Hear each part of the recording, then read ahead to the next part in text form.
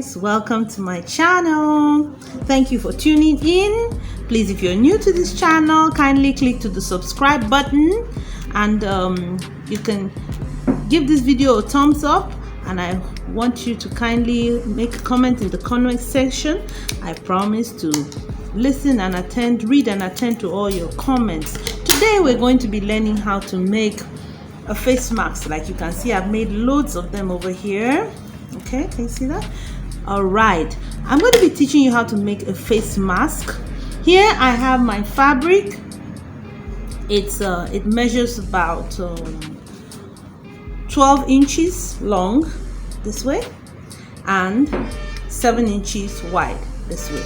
Okay, and right here I'm going to be putting in a medical filter, like some people call it a medical filter. It's just a thin film. A doctor actually told me that this will help to trap the virus. So it's very important that your face mask has a bit of this in the middle. Okay, now the first thing I'm going to do, my 12-inch fabric will be folded into two like this. Can you see that? I fold my fabric into two and I place my medical filter. All right guys, so I folded my fabric into two and I've closed this end. Can you see that stitch?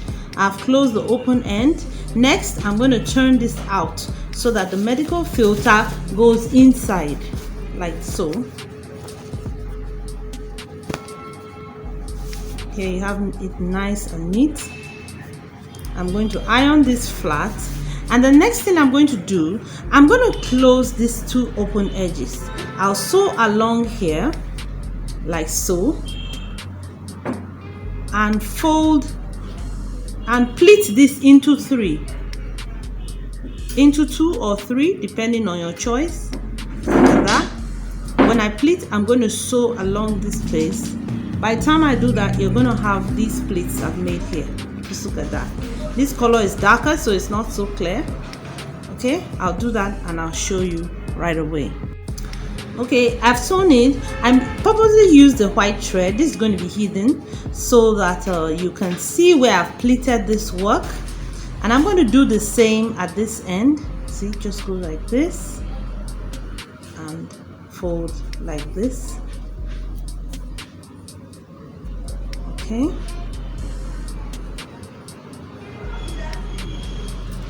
I'll pin it.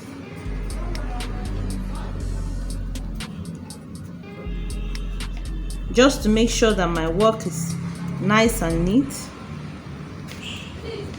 while I sew along this line like that. Okay, I have pleated it and sewn it with this white thread so that you can see clearly at both ends like so.